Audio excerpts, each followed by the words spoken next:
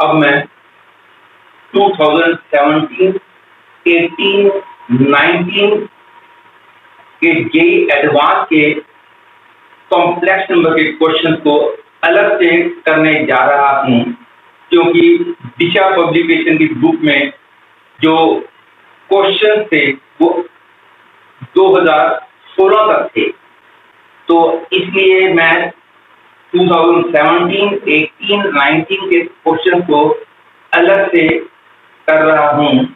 ये है complex number का 2018 का पेपर 1 का क्वेश्चन। इसमें कहा गया है argument of z denote principal argument.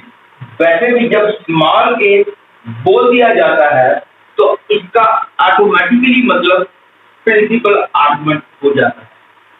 General argument वाले केस में ये बोला जाता है।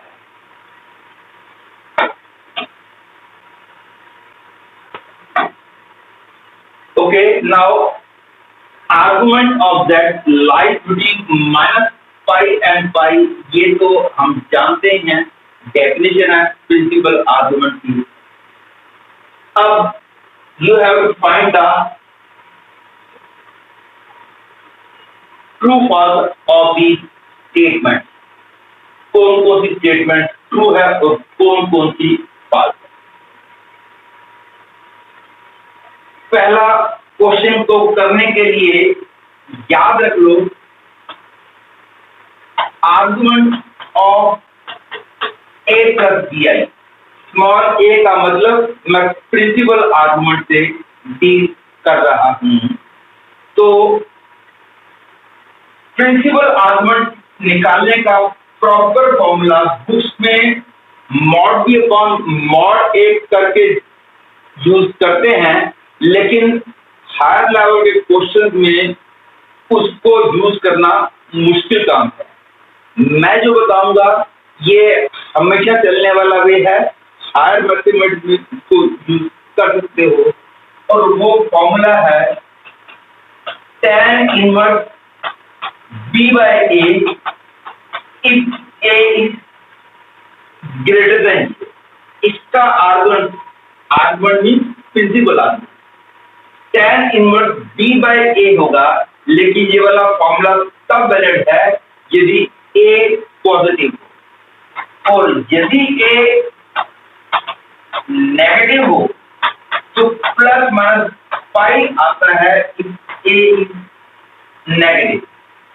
प्लस पाई आता है यदि a b पॉजिटिव हो, माइनस पाई आता है यदि b नेगेटिव हो। ये पूरा फॉर्मूला आपको अच्छे से पता होना चाहिए। और यदि a 0 है, वो तो आप जानते ही हो, a 0 होगा तो b पॉजिटिव में आर्गुमेंट पावर 2 हो जाएगा, और b नेगेटिव में आर्गुमेंट माइनस पावर 2 हो जाएगा। वो तो आप जानते ही हो, क्योंकि a 0 हो गया, then it will lie on y axis, that is imaginary axis. इस बात को यूज करते हुए argument of -1 -i will be tan inverse, यहाँ पे a नेगेटिव है और b भी नेगेटिव है, b अपॉन a, और माइनस पाई आएगा क्योंकि b भी नेगेटिव है।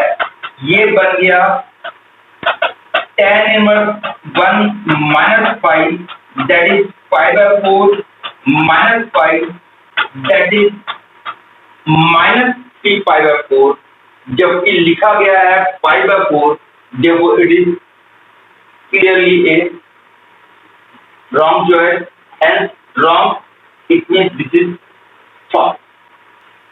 वैसे ये क्वेश्चन जो है -1 -i को कॉम्प्लेक्स प्लेन में मार्क करके भी आसानी से किया जा सकता था, लेकिन मैंने फॉर्मूला बताया ताकि कोई भी केस हो आप कर सको।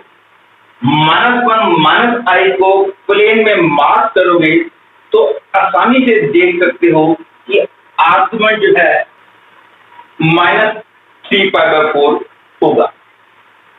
नेक्स्ट है ft इक्वल टू, अब उस फॉर्मूले का भी यूज आ जाएगा जो मैंने अभी अभी बताया है, क्योंकि इसके लिए आप ड्रा करना आपके लिए मुश्किल हो जाएगा। इसमें again ft is equal to argument of -1 plus it, where t is real number continuous at all points of R, where I is equal to under root -1. This is true or false? Clear है? Argument of -1 plus IT. अब A तो negative है, A negative है तो बन जाएगा tan inverse B/A, और plus pi आएगा या माइनस पाई आएगा, अभी मैं उसको बताता हूं। T अपॉन -1 आएगा क्योंकि A नेगेटिव है, आगे प्लस पाई आएगा यदि T पॉजिटिव है, माइनस पाई आएगा यदि T नेगेटिव है, अभी अभी बताया था। Hence plus minus pi. अब प्रॉपर वे से लिख रहा हूं, T इज ग्रेटर देन 0 तो आ गया minus tan inverse T plus pi. T negative होगा तो आएगा माइनस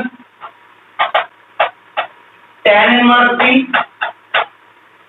माइनस पाई, और T इक्वल टू 0 वाले केस में तो क्लियर है, यदि T 0 हो जाएगा तो आर्गुमेंट ऑफ -1 जो है वो पाई हो जाएगा, इसलिए यहां पे इक्वलिटी आएगी, यहां पे इक्वलिटी नहीं आएगी, क्योंकि T इक्वल टू 0 वाले केस में -1 बन जाएगा और -1 का प्रिंसिपल आर्गुमेंट पाई होता है। तो we have got ft equal to this, और अब इसके आगे हम ऐसे प्रोसीड करेंगे।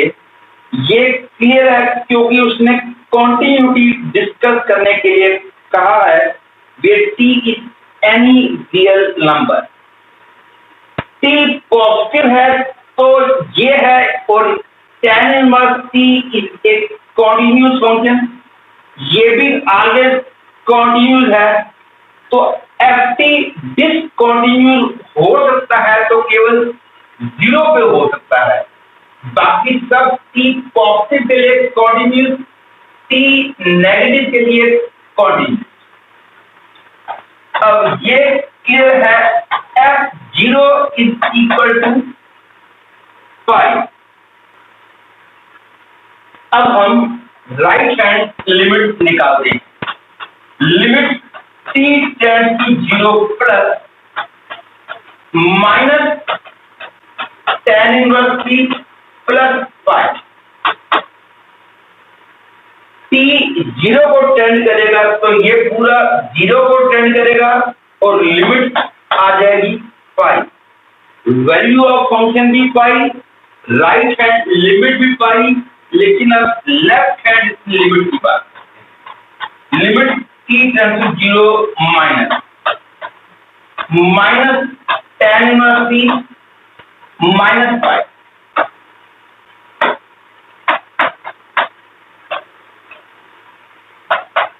अब t यदि 0 को टेंड करता है तो ये 0 को टेंड करेगा, पूरा 0 को टेंड करेगा तो ये पूरा -5 को टेंड करेगा, तो आ गया answer -5। Left hand limit -5, right hand limit 5, hence the function is discontinuous at t equal to 0, जबकि कहा गया है is continuous at all point of are become wrong choice.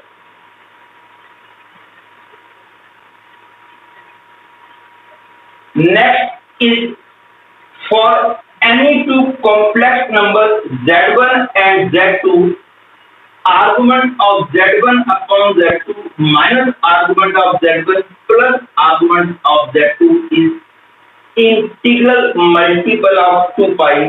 ये चेक करना है ट्रू है या फॉल्स। इस क्वेश्चन को करने के लिए आपको फॉर्मूला याद रखना होगा। Argument of z1 upon z2 आपने पढ़ा था argument of z1 minus argument of z2। आपने ये वाला फॉर्मूला पढ़ा है, लेकिन नहीं, ये वाला फॉर्मूला तो तब एप्लीकेबल है यदि हम जनरल आर्गुमेंट की बात कर रहे हैं।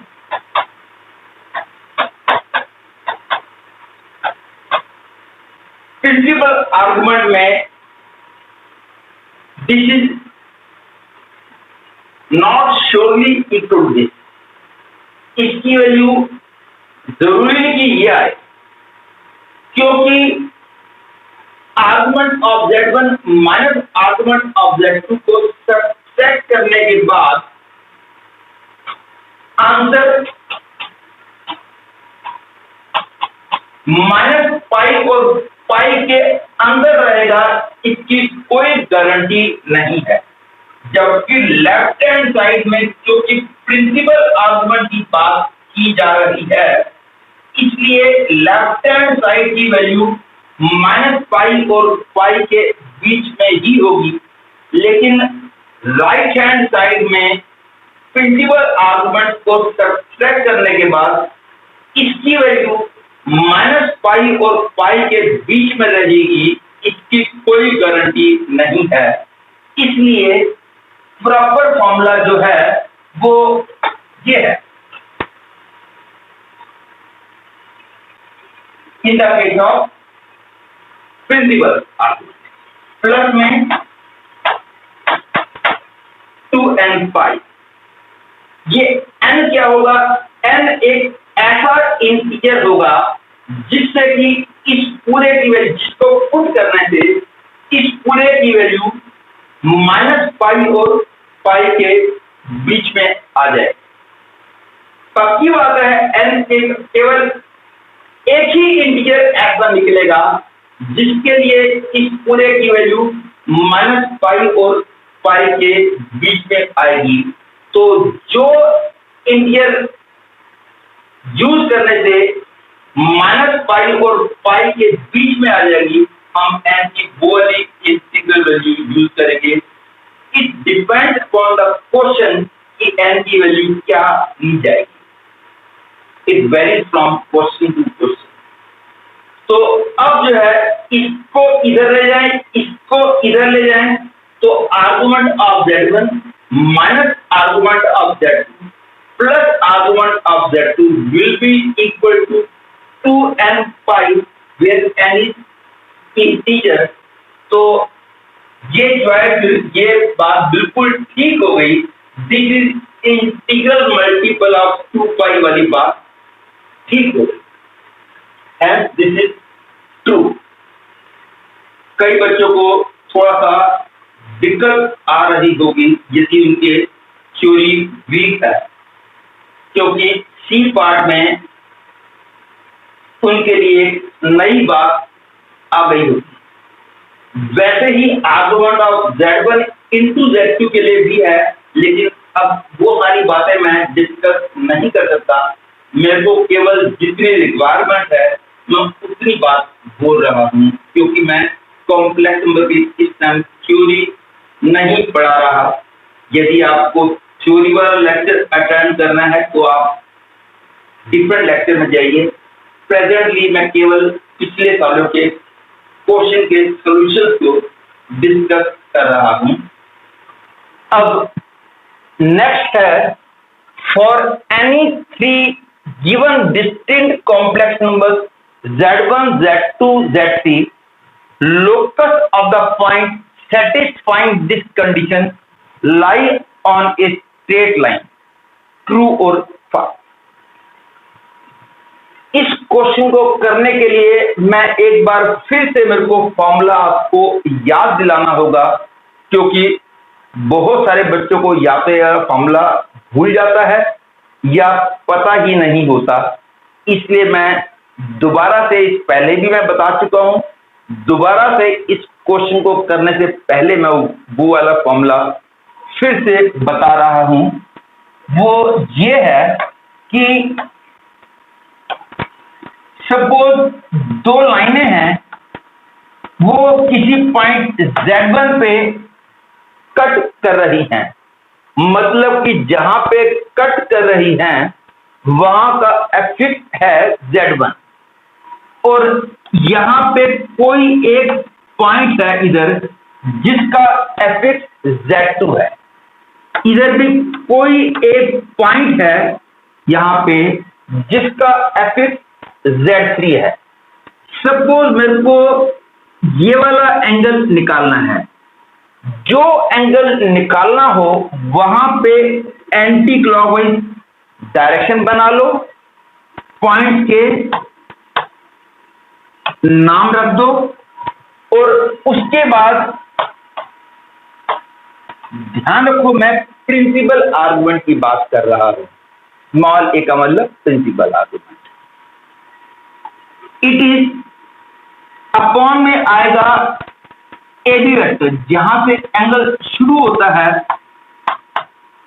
वो वाला वेक्टर डिनोमिनेटर में, जहां पे एंगल खत्म होता है वो वाला वेक्टर न्यूमरेटर में, that is equal to argument of Z3 minus Z1। इस कॉम्प्लेक्स नंबर का जो आर्गुमेंट होगा वो इस एंगल के बराबर होगा। ये वाला एंगल जो है इस कॉम्प्लेक्स नंबर के आर्गुमेंट के बराबर होगा। ये वाला फॉर्मूला अच्छे से याद रख लो। इस क्वेश्चन का सॉल्यूशन मेरे ख्याल में किसी भी बुक में क्लियरली नहीं दे रखा, इसको जरा ध्यान से देख लेना। अब टू प्रोसीड फर्दर, मैंने अभी बताया था argument of Z1 into Z2 भी होता जो है, वो भी याद रख लो कि argument of Z1 plus argument of Z2 plus 2n पाई होता है। Again n is a suitable integer, ये ध्यान रख लो, ये मैं प्रिंसिपल आर्गुमेंट की बात कर रहा हूं। यदि मैं जनरल आर्गुमेंट की बात करता तो फिर 2n पाई ऐड ना करता। अब उसमें 2n पाई ऐड क्यों नहीं करते, इसमें 2n पाई ऐड क्यों करते हैं? इसमें 2n पाई ऐड करते हैं उसका तो मैंने रीजन बता दिया, लेकिन उसमें 2n पाई ऐड क्यों नहीं करते उसका रीजन इस टाइम बताना पॉसिबल नहीं है। मैं फिर आपसे रिक्वेस्ट करूंगा थ्योरी वाला लेक्चर अटेंड करो, उसमें ये सब कुछ बताया गया है। तो n एक ऐसा इंटीजर होगा ताकि इस पूरे की वैल्यू माइनस पाई और पाई के बीच में आ जाए, क्योंकि लेफ्ट हैंड साइड की वैल्यू माइनस पाई और पाई के बीच में ही होगी, बिकॉज प्रिंसिपल आर्गुमेंट की बात कर रहे हैं और यहां पे भी प्रिंसिपल आर्गुमेंट की बात कर रहे हैं, यहां पे भी प्रिंसिपल आर्गुमेंट की बात कर रहे हैं। तो दोनों को ऐड करेंगे तो आंसर जो है वो पाई से बड़ा भी हो सकता है। यदि इन दोनों का सम पाई से बड़ा हो गया then this equality will become wrong, क्योंकि लेफ्ट हैंड साइड की वैल्यू माइनस पाई और पाई के बीच में ही होगी। और n की value in the case of दो होंगी, जब Z1 Z2 केवल दो हैं तो n की वैल्यू या तो 0 होगी। 0 कब होगी? यदि इन दोनों का सम -पाई और पाई के बीच में आ रहा होगा तो उस केस में n की वैल्यू 0 ले लेंगे। यदि इन दोनों का सम पाई से बड़ा हो रहा होगा तो हम n की वैल्यू -1 ले लेंगे, ताकि यदि ये पाई से बड़ा हो रहा हो तो -1 लेने से ये इसकी वैल्यू -पाई और पाई के बीच में आ जाएगी। लेकिन दो वाले केस में n को 2 लेने की जरूरत कभी भी नहीं पड़ेगी, क्योंकि 2 या -2 लेने की जरूरत कभी भी नहीं पड़ेगी, क्योंकि बस इस बात को ध्यान रखो, इसकी वैल्यू भी -पाई और पाई के बीच में है, इसकी वैल्यू भी -पाई और पाई के बीच में है, इसलिए n को 2 लेने की जरूरत कभी नहीं पड़ेगी। 2 3 या -2 -3 नहीं। अब n को -1 लेने की जरूरत पड़ जाएगी यदि इन दोनों का सम -पाई से कम हो रहा होगा, तो ऐसे सिचुएशन में n को 1 ले लेंगे। यदि इन दोनों का सम -पाई से कम हो रहा होगा तो +2 पाई करने से ये वापिस जो है -पाई और पाई के बीच में आ जाएगा। मतलब कि दो वाले केस में n या तो 0 होगा या 1 होगा या -1 होगा, और कोई बड़ी वैल्यू इसमें नहीं आएगी। हाँ, Z1 Z2 Z3 तीन आ जाए तो भी हम 2n पाई ही ऐड करते हैं तब, लेकिन बड़ी वैल्यू भी पॉसिबल है। Z1 Z2 Z3 Z4 आ जाए तो भी हम 2n पाई ही ऐड करते हैं। ये नहीं कि 2 में है तो 2n पाई ऐड करें, 3 है तो 3n पाई ऐड करें, ऐसा नहीं है। अब मैं इस फॉर्मूले को यहां यूज करने जा रहा हूं।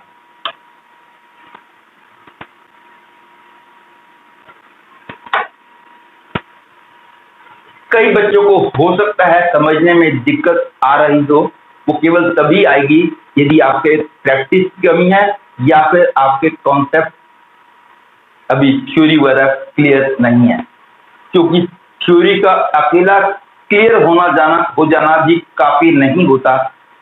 एडवांस के क्वेश्चन करने के लिए एडवांस लेवल की थ्योरी के अलावा आपके क्वेश्चन की भी प्रैक्टिस आपको करनी पड़ती है, ताकि आप जल्दी आप क्वेश्चन को कर सको। या फिर मैं भी जब करवा रहा हूं तो मैं ये सपोज करके चल रहा हूं कि आपने पूरी तैयारी कॉम्प्लेक्स नंबर की कर ली है, केवल अब आप लास्ट ईयर के क्वेश्चन करके अपने कॉन्सेप्ट को रिवाइज कर रहे हो और ये देख रहे हो कि किस लेवल के किस तरह के क्वेश्चन आते हैं, केवल आप ये देख रहे हो। प्रैक्टिस और थ्योरी आप कर चुके हो। अब मैं क्वेश्चन कर रहा हूं, this is equal to argument of z minus z1 upon z minus z3 plus argument of z2 minus z3 upon z2 minus z1 is equal to pi, plus में मैं 2n पाई भी कर दूंगा।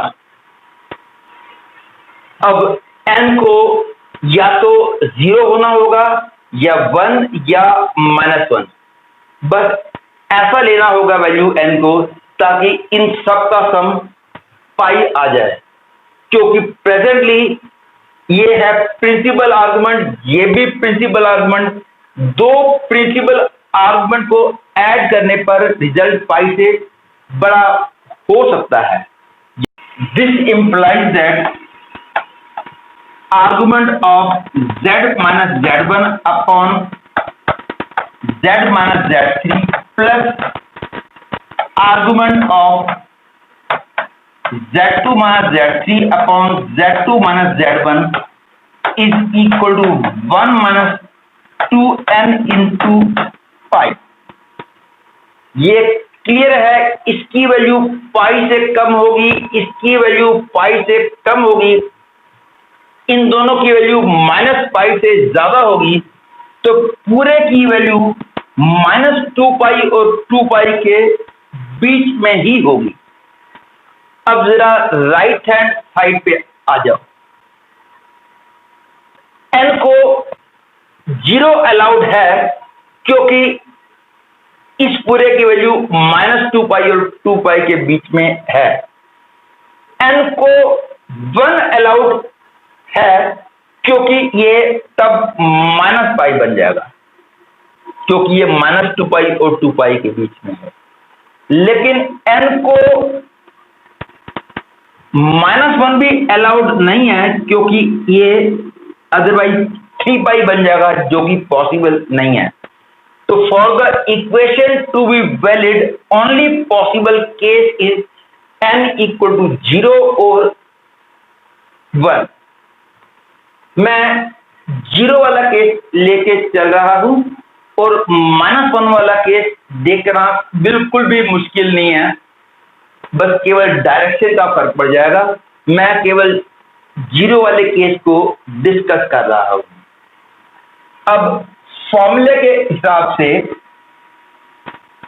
Z वाले point का नाम मैंने P रख दिया, Z1 वाले कॉम्प्लेक्स नंबर वाले पॉइंट का नाम मैंने A रख दिया, Z2 जिस पॉइंट का कॉम्प्लेक्स नंबर है उसको नाम मैंने B रख दिया, Z3 जिस पॉइंट का कॉम्प्लेक्स नंबर है उसका नाम मैंने C रख दिया।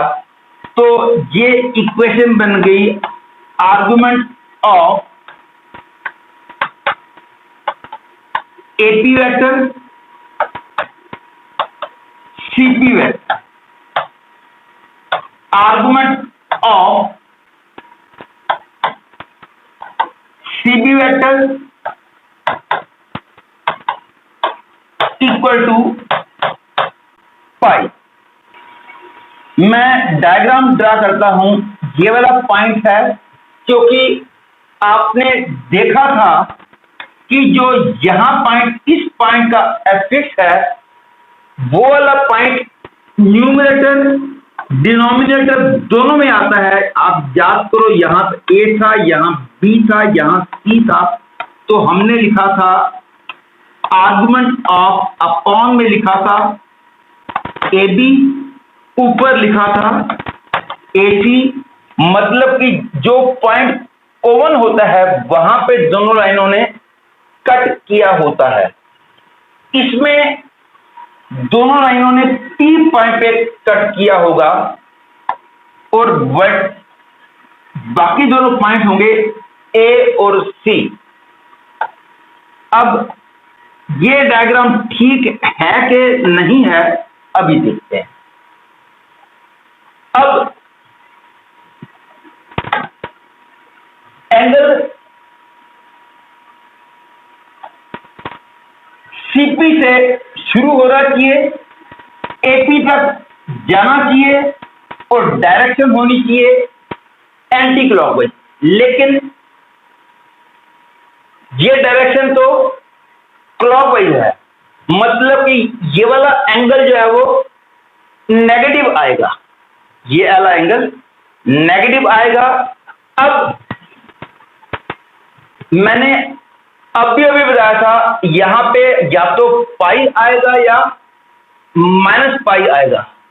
माइनस पाई वाले केस में डायग्राम बनने जा रहा है।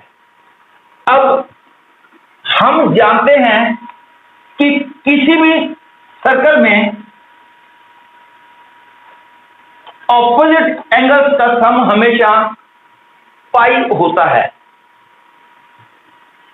ये नेगेटिव, और मैं अब माइनस पाई वाला केस लेके चल रहा हूं क्योंकि मैंने बताया था कि या तो आंसर पाई होगा या माइनस पाई होगा, और कोई केस पॉसिबल नहीं है। अब ये नेगेटिव है तो फिर इसको तो नेगेटिव होना ही पड़ेगा, क्योंकि -π तो आ ही नहीं पाएगा। तो यदि ये नेगेटिव है तो इसको तो नेगेटिव होना ही होगा ताकि सम -π आ जाए। अब देखते हैं b कहां पे होगा। अब b को नीचे लेंगे तो ही एंगल नेगेटिव आएगा, क्योंकि ध्यान दो यहां पे a ऊपर है c नीचे है, इसमें c ऊपर है a नीचे है। अब देखो एंगल यहां पे b पे कट कर रही होंगी, एंगल AB से शुरू होगा, CB तक जाएगा और ये डायरेक्शन क्लॉकवाइज है, इसलिए इस डायग्राम के हिसाब से इन दोनों का सम पाई होगा, मतलब कि P ऊपर होगा B नीचे होगा, तो इन दोनों एंगल्स का सम पाई है, तो B तो फिक्स्ड पॉइंट है, तो इन दोनों का सम पाई हो, ये तो केवल तभी हो सकता है जब A, B, C, P are all concyclic and P is lying above AC। और सेकंड केस, यदि B ऊपर है P नीचे है, उस केस में हमको पाई लेना होगा, और उस केस में भी केवल डायरेक्शन का फर्क पड़ेगा, हम तो तब भी पाई आएगा। तो इन दोनों का सम पाई होने का मतलब है कि A, B, C, P are all lying on a circle। कई बच्चे सोच रहे होंगे कि वो सिचुएशन भी तो पॉसिबल है जब ये पाई हो जाए और ये 0 हो जाए। एग्रीड। B यदि यहां पे हो जाएगा, एक्चुअली किसी भी बुक में इतनी डिटेल में क्वेश्चन नहीं कराया गया है, तभी वो सॉल्यूशन प्रॉपर नहीं है। तो यदि B इस लाइन के ऊपर होगा तो P पॉइंट का लोकस एक लाइन आ जाएगा। एग्रीड। तो फिर बच्चे बोलेंगे इसका मतलब ये हो गया कि lie on a straight line वाली कॉन्सेप्ट ठीक हो गया, कॉन्सेप्ट ये जो स्टेटमेंट ठीक हो गई। लेकिन नहीं, किसी स्टेटमेंट को करेक्ट तब बोलते हैं जब वो श्योरली करेक्ट हो। यहां पे एक पॉसिबिलिटी है, B यदि यहां पे हो गया, यहां पे कहीं, तो P पॉइंट को बीच में हो जाएगा और तब P पॉइंट का लोकस स्ट्रेट लाइन हो जाएगा, लेकिन दैट इज नॉट श्योर। तो इसलिए हम इसको रॉन्ग ही बोलेंगे, करेक्ट तब बोलते जब ये श्योरली करेक्ट होती।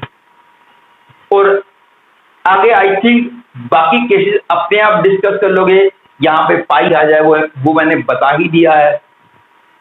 यदि B पॉइंट यहां आ जाएगा, just for making your concept strong you can think that thing also, but main thing you have understood that the locus of P is not surely a straight line। तो आपने देखा कि यदि question में straight line की जगह circle भी दिया होता तो भी वो रॉन्ग चॉइस होती, क्योंकि सर्कल भी श्योरली करेक्ट ना होता, जबकि सारी बुक्स में कहा गया है locus of P is a circle, जो कि गलत आंसर है। Actually it depends upon the position of B that locus of P will be a circle, और straight line that depends upon the position of B, and that too strictly speaking locus of P will be a ray or line segment और circle, यदि ठीक से बोला जाए तो सारे cases को ध्यान रखा जाए।